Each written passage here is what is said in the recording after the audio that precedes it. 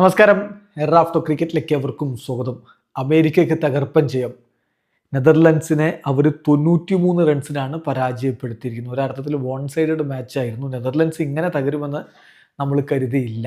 ആദ്യം ബാറ്റ് ചെയ്ത USA നിശ്ചിത 20 ഓവറുകളിൽ 6 വിക്കറ്റ് 196 റൺസ് അടിച്ചപ്പോൾ മറുപടി ബാറ്റിങ്ങിൽ നെതർലൻഡ്സ് 15.5 ഓവറുകളിൽ വെറും 103 റൺസിന് ഓൾ ഔട്ടായി പോയി.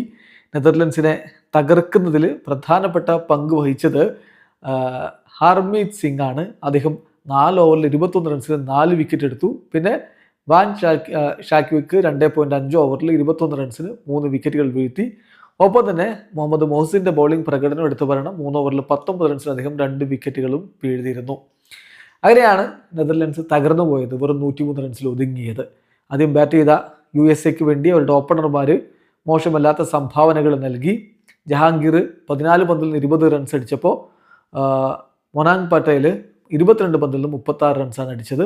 മുക്കാമല്ല 51 പന്തിൽ നിന്ന് 79 റൺസ്, 5 4 4 6 അടക്കം ഒരു കിടിലൻ ഇന്നിങ്സ് കളിച്ചു.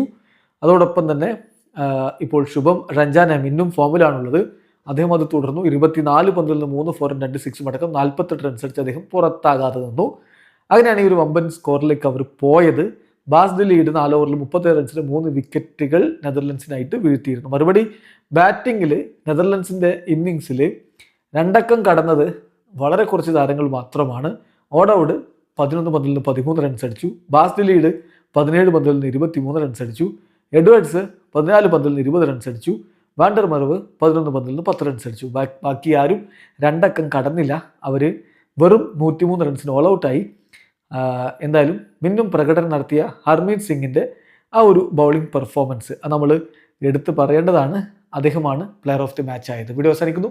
ക്രിക്കറ്റ് ലോകത്തെ കൂടുതൽ വിശേഷങ്ങളുമായി റാഫ്റ്റോക്സ് എത്താം.